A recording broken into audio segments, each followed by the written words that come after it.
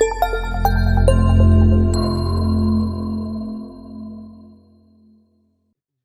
everyone, it's Mike Hambright from FlipNerd.com. Welcome back for another expert interview show where I interview awesome guests from across the real estate investing industry to help you learn and to inspire you. Today I am joined by my friend Zach Wiest. He's the founder of PA Deals, a Pennsylvania-based real estate investment company that has purchased over 1,100 properties. And Zach sells his houses to investors that keep them as rental properties, kind of a turnkey model. Sometimes he just sells them to investors that are going to keep them as rentals. And he tends to rehab them beforehand to turn over kind of a ready-to-go property. But we're going to talk about today, we've talked about turnkey a lot lately, so we're not going to get into the details of turnkey, but what we're going to talk about is rehabbing rental properties to stand the test of time instead of just bare bones. And some of what we're going to talk about is going to seem counterintuitive between Zach and I both with our own rental properties. We realized over time that you used to just say, it's just a rental, it just needs paint and carpet, or kind of do the bare bones, whatever it takes to get by because you're afraid that somebody's just going to tear it up. But the reality is sometimes it makes sense to put more money into a rental property because you want to keep it for a long time and you want to minimize maintenance and costly repairs and things like that could cost you a lot of money over time. So we're going to talk about kind of how to rehab a rental property right to kind of maximize your profitability, minimize your maintenance, and things like that. So it's going to be a topic we haven't really talked about before, and glad you're here to join us. So after we talk about that for a bit, we're also going to dive into about creating networks. So Zach has created a large group he works with a lot of landlords, and he has a networking group of over 600 landlords that effectively is a large network of people that he's built a relationship with that over time will feed his business. He will actually benefit, even though it's a free group and things like that. So we're going to talk about the power of networking to feed your business. And for those of you that know me well, know that I talk about networking a lot. It's really important. And I think sometimes people get hung up on thinking networking is, I'm going to shake somebody's hand and see if they can do something for me. And if they can't, then I'm going to go shake the next person's hand. But there's something to be said for building networks over time that can help you for the rest of your career. So it's going to be a full show today if you caught all that. Before we get started with Zach, let's take just a moment to recognize our featured sponsors. B2R Finance makes loans tailored specifically for rental investors. They can help you unlock equity from your existing properties so you can get cash out to grow your rental portfolio. That's huge. It opens up lots of opportunities previously not available to rental investors. Need a loan? Call 888-472-0419 or visit flipnerd.com/B2R today. VirtualStaffNow.com is your source for done-for-you virtual assistants that specialize in helping you run your real estate investing business. They recruit, manage, and train VAs for you so you can focus on growing your business. If you're in growth mode, build your team fast at a cost you can't beat by visiting virtualstaffnow.com. AceBusinessFunding.com can help you get up to $150,000 in revolving credit lines to fund your business with rates as low as 0% for the first 12 to 18 months. Use the funds for startup costs, marketing, inventory, or heck, even buying houses and funding your rehabs. If they can't get you funding, you don't pay a dime. Get funds for your business today at acebusinessfunding.com. Please note, the views and opinions expressed by the individuals in this program do not necessarily reflect those of FlipNerd.com or any of its partners, advertisers, or affiliates. Please consult professionals before making any investment or tax decisions, as real estate investing can be risky. Hey, Zach, welcome to the show. Oh, Mike, thank you so much for having me. It's a pleasure to be here. Yeah. And so normally our show's about 30 minutes, but if you just heard all that, I'd just like to thank you in advance for our first 2-hour show. Very nice. No. We'll get through this. It's interesting. It's going to be some interesting topics because a lot of this, there are a lot of people out there that, as you know, own some rental properties, but they don't own that many. And as you know, once you start to scale up, you learn some things that you didn't know when you were new and early on that are costly mistakes. But hopefully we can help some people learn from our mistakes today versus having to learn it the hard way themselves. Absolutely. Yeah.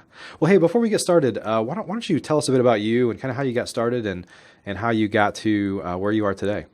Definitely, Mike. First of all, thank you very much for having me, Flip Nerd. I've watched you guys grow over the last year or so, and I think your growth is amazing. What you guys are offering is really, really cool, cutting-edge stuff. How I got started, I actually got started about 15 years ago right here in Harrisburg, Pennsylvania. Actually got started by purchasing the Carlton Sheets course off of late night There you television. go. I think me and a couple other million people got started that way. But I did what most people don't do, and is I actually completed the course and went on to get further education in real estate. And I got started as a wholesaler. Just buying properties, really inexpensive properties that needed a lot of work, finding people, rehabbers more specifically, who wanted to buy those homes from me, fix them up, and flip them. And I made a pretty good business out of wholesaling in my first couple of years, and then realized a couple of years into it that I felt like I was leaving a lot of money on the table, and that the rehabbers I was flipping to were actually making more money than I was making as a wholesaler. Yep.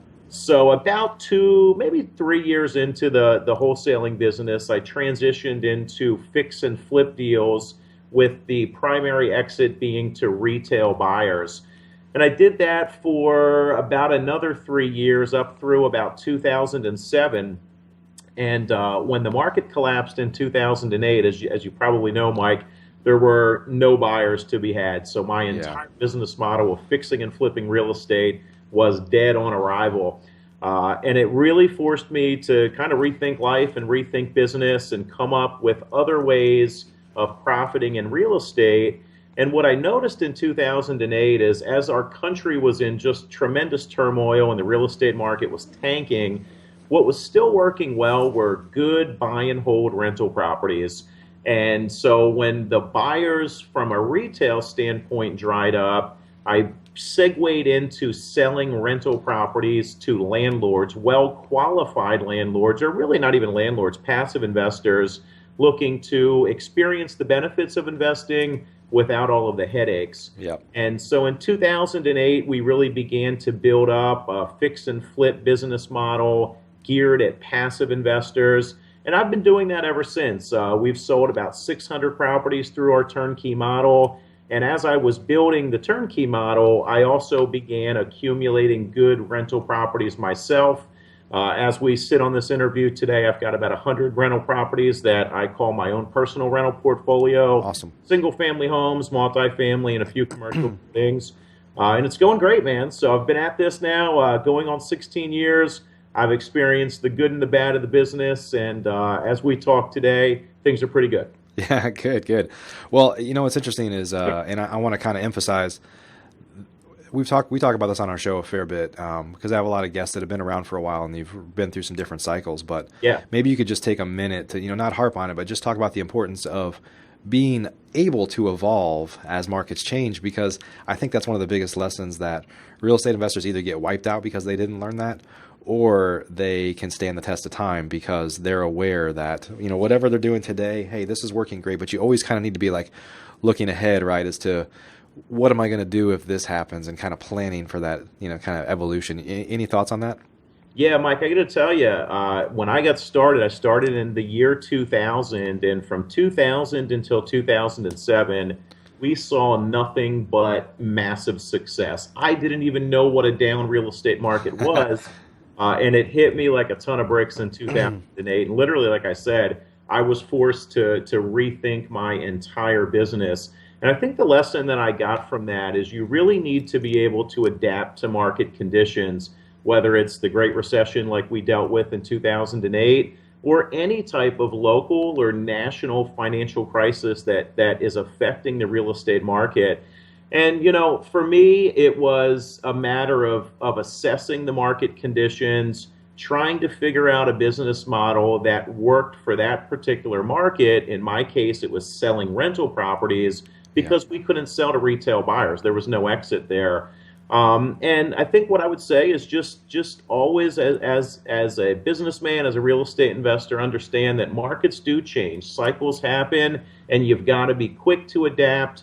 And just adjust your business model accordingly. Sure. And maybe you could, I know we haven't even gotten to the topics of the day today, right, but maybe you could take one more comment and just maybe comment on the importance of building your own rental portfolio. So rentals aren't for everyone, but the ability to build up something that will send you mailbox money and help some cash flow coming in when whatever, the thing about wholesaling and rehabbing, both great businesses, But when the market shifts, that could die overnight. And, if you don't have that revenue stream that's kind of embedded, just talk about the importance of how that's allowed you to kind of shift and be more flexible in what you do. Yeah, I got to tell you, I got started buying rental properties as I was wholesaling about 15 years ago. And Mike, I just did it all wrong. I was buying the wrong properties in the wrong locations, Yeah, and man, I was putting the wrong tenants in them as well. And what I realized is, sometimes it's not the right thing to buy rental properties if you're buying the wrong stuff. But sure. you're buying the right stuff in the right neighborhoods and implementing sound management principles, buying and holding is, I think, the greatest wealth creator out there. It has shown me and allowed me to create equity and cash flow and diversity and favorable tax treatment in ways that I never knew existed as a wholesaler or a retailer. And for me, it's kind of like my 401k plan. I don't look Yeah. to get rich today off of my rentals, but I look at it as more as my legacy investments, the properties I'm going to leave to my children, hopefully their children's children. Yeah. And it's just really allowed me to create a stable income. Let's face it, wholesaling is not stable. Flipping properties is not stable. You've got good months and bad months. But the rental properties, if you're buying the right stuff, they get paid each and every month. And for Right. me, it was the diversity of income, creating multiple streams of income, but also investing in good tangible assets that I understood. That I love the term that we're providing shelter. I mean, literally, we're one of the human basic needs we're providing with rental properties, and it's really had a profound impact on my finances. Great, great. Well, thanks Yeah. for sharing that. So in terms of, we're going to talk about rehabbing rentals the right way. And I Yep. think, I know we were talking beforehand, where just sharing some stories on how, early on, and you still see it today, when people wholesale properties, they're like, for a rental, it just needs this. Like, that's how they sell them, is like, well, Exactly. for a rehab, it really needs like 30 grand, but for a rental, I like $3,000, yeah, I'll carpet, just shampoo it. And it's like, on some level, I guess probably the largest level, the reason people do that is because they're cheap and they think the tenants are just going to tear it up anyway. So why would I give them anything nice? Right. And I don't know if you're familiar with the broken window theorem. Is like, if you come into a building and the windows are all fine, you would never throw a rock through it. But somehow, if you like see a window that somebody's throwing a brick through, you're like, oh, let me knock out those other ones. It's just Right. like it's like that makes it okay to do that. And so I think Right. a lot of landlords fall into that. Are like, this tenant's just going to tear it up, and so I'm just going to leave that stained up carpet in there because, or somehow that's acceptable. But anyway, I'm rambling here, but maybe kind of start to share some of the lessons that you've learned on why sometimes it's better to, take some extra effort and even put more money into a rental property than you would have in the past, I guess. Yeah, well, Mike, I can speak very with firsthand experience with regard to this because my first 5, 6 years in the business, every property I wholesaled that I deemed as just a rental, I said the same thing. I would wholesale a property and say, oh gosh, if you were flipping this, it needs 30, but it's just a rental, so you can get away with spending maybe $5,000. We used to call it putting lipstick on a pig. And I got to tell you, I felt that way before I owned rental properties. After a couple of years of owning rental properties, I realized that you should be taking the exact opposite approach. It is a rental, not just it is just a rental. And some things that I think are extremely critical to your long-term success is placing a major focus on the mechanical components of a home. More specifically, up here in the Northeast, I'm from Harrisburg, Pennsylvania, we have brutal winters, freezing cold winters. And so the days of providing inefficient oil heat, those are dead. The days of being able to rent a property with electric baseboard heat, they're dead. We are really looking to bring energy efficiency to our homes, sound mechanicals, because let's face it, if the tenant's heating bill is $800 a month, you're not going to get paid. All of their money is going to heat the home. Yeah. But we've really taken a step back. We've looked at all of the things that can go wrong with a rental: heating, cooling, roofs, windows, plumbing, electric, and we start there. The aesthetics of a house, those are secondary. We make the homes nice and have mass appeal, but we really place a main focus on those mechanical components. Yeah, that's there's some great lessons in there in terms of helping minimize your costs. But I want to point out something that you said that was really interesting to me, and it's actually the second time I've heard this recently about thinking about efficiency in your home, because if they save money on utilities, you're more likely to get your rent. That's a powerful insight, and I have a mentor in my market here that he actually owns a couple thousand rental properties that has a huge management team, and because of their scale, they actually have gone out to, there's been deregulation of energy in Texas, so they basically have been able to go out and buy wholesale energy from a company at rates that are like half of the kind of going rate. Yeah. And I thought they were doing it to be able to mark it up and make money on it. Right. And they said they're doing it to help the tenants understand that we're saving. You can actually live here cheaper with us because of this, and therefore, don't screw it up and pay your rent. And it was more of a mechanism to, kind of make sure that they get paid more often. So there's some powerful lessons there that, to be honest, I never even considered until I heard that the first time and until you said it again. Yeah, Mike, not only that, but it's going to really help in tenant retention as well. So tenants evaluating, do they or do they not renew that lease, they're going to look at their utility costs. And I've got homes that before I bought them, they had super inefficient windows and oil heat and all of the madness that can be these older homes. And I honestly have seen heating bills at $600, $700, $800 a month. We've gone in, done high efficiency gas, forced air, new windows, new insulation. We've taken an $800 a month heating bill down to $150 a month. Wow. And that really means a lot to somebody that doesn't have a lot of disposable income. So it not only helps the performance of the investment, but it helps the occupancy of that investment as well. Yeah. Can you share some thoughts on I have an example of over time we realize with our rentals, and I don't manage them myself, but we pay the bills. So what we used to do is we would rehab them. I would have my general contractor, the same person that's rehabbing our houses. They would put nice looking plumbing fixtures in, let's say, but not expensive ones. So, the Home Depot type specials, Glacier Bay or whatever those things are. And over time, he's like, after we'd done a ton of houses, he's like, well, these just have like, kind of plastic valves and stuff. They're going to wear out in a couple of years. And it's like, well, if you, instead of paying, $30, you pay $60 for a mow-in or something that's nicer. And really, it looks the same, but the reality is it's probably going to last 10 times longer. You're not going to have that maintenance of going out, and the difference in cost of, hey, I'm paying $20 or $30 more for a basic faucet, is like, yeah, but if I have to have somebody go out and replace that, not only do I have to buy another one, it's going to be $150 of labor to get in there and all those issues. So just kind of talk about factoring in those labor and maintenance call, repair issues that happen if you do things the cheap way. Yeah, rehabbing the cheap way, I've had to learn that is not the right way from the school of hard knocks. I'll give you an example. It's just like when you're replacing the roof of a property, let's say a flat roof on a property.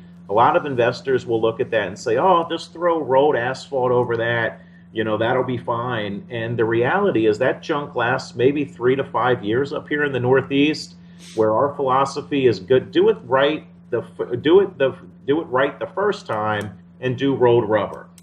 You talked about plumbing fixtures. One of the largest maintenance headaches, nightmares, and expenses with rentals is exactly that. Faucets, spigots, shower heads, anything where water can leak out of, you're going to have some maintenance surrounding it. So instead of using the $30 Glacier Bay plastic faucet, upgrade it. Like you said, it could only be maybe a $60 or $70 faucet, but that extra $30 or $40 is really going to add massive quality and sustainability to those mechanisms. And I think it will pay for itself immediately and certainly over time. And we just try to apply that philosophy to everything, Mike. Another example is adding to energy efficiency of a home. We're going to go in with high efficiency heating systems. We're going to go in with, energy efficient windows. Anything we can do to add to the sustainability of that asset, not only for us, but for our tenant,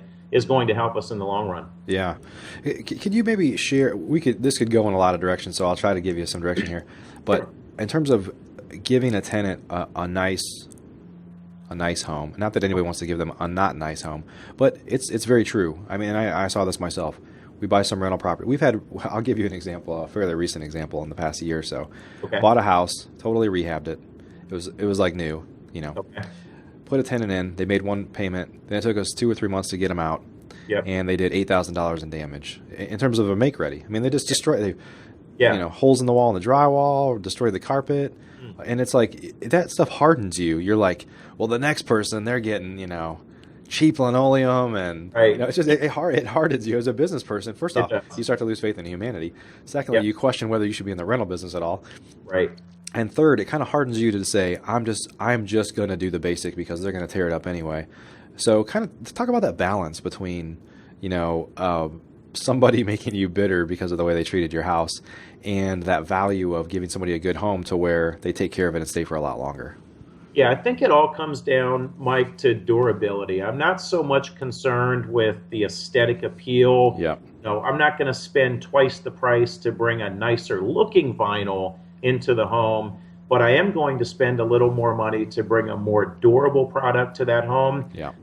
Here in the Northeast, we have a lot of homes that were built with hardwood flooring. So anytime we can go into a house and refinish hardwood, we're going to opt to do that over carpet, laminate, or anything any day. Yeah. But you're going to have those situations. God knows I've been on the receiving end of an $8,000 turnover bill. In fact, I had a $10,000 turnover bill a couple of weeks ago. And you kind of scratch your head and say, how the heck could this possibly happen? Yeah.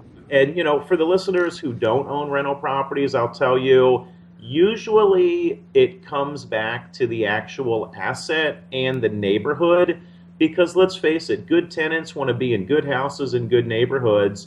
And if I look at my personal experiences, usually the heartaches and the headaches could be tied back to a marginal location with a marginal house. Yeah, I can see that. Awesome. Well, hey, let's shift gears a little bit here. First off, any other comments, anything we didn't talk about that you want to point out in terms of making sure you rehab a rental to make sure that it kind of stands the test of time? Yeah, I would just say we've had a lot of success with flooring in common areas. We've tried to completely eliminate carpet from the equation. There's a great product on the market called Allure, distributed by Home Depot. We've been putting Allure in living rooms and dining rooms and kitchens and bathrooms. Very durable product, and it's worked really well. And there's some great finishes for a nice aesthetic look. But I'd say just don't pinch pennies when it comes to rehabbing for rentals. Use durable products, sustainable products, energy efficient products, and think about the long-term occupancy of that tenant and what you can do to keep that tenant in that home for the longest period of time.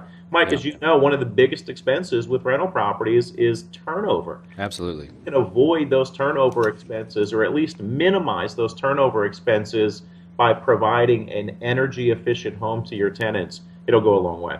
Yeah, on the materials too, when you consider that, I don't know what you could see, flooring is a good example.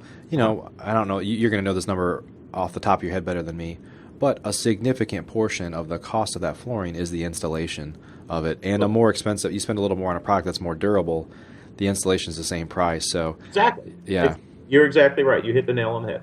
Yeah.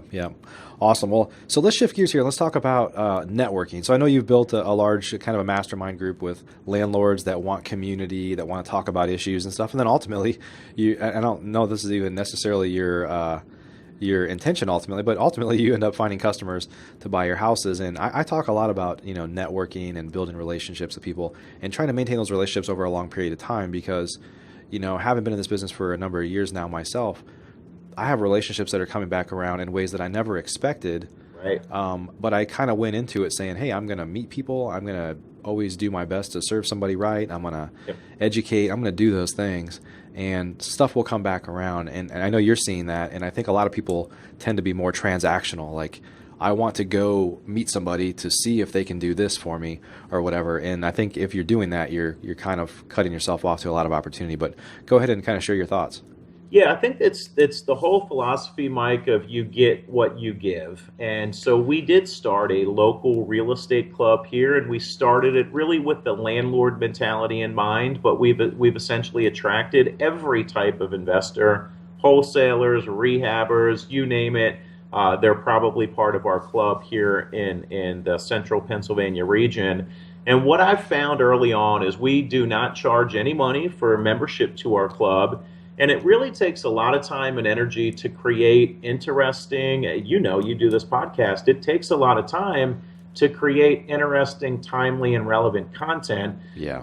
But I've made it my mission in life to truly be completely transparent with what we're doing, how we're doing it, what successes and failures we're experiencing, and sharing that information. We don't do one meeting a month.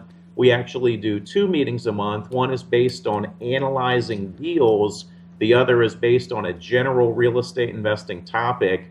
And each one of those meetings, either myself or my partner or a guest speaker is coming in, and we are absolutely delivering the greatest content we have available to us at that given time. And I got to tell you, there's not a meeting that goes by where we don't deliver content that we've got 10, 15, 20 people at the end of the meeting waiting to talk to us, begging in some cases to do business with us. Yeah. And it's just really amazing what happens when you provide. Let's face it, Mike, there's a lot of crap out there from an education standpoint, a lot of pie in the sky, a lot of people who are teaching but not actually doing. And there's something to be said when you're standing up in front of a group of 100 people who know you are actually investing in real estate daily.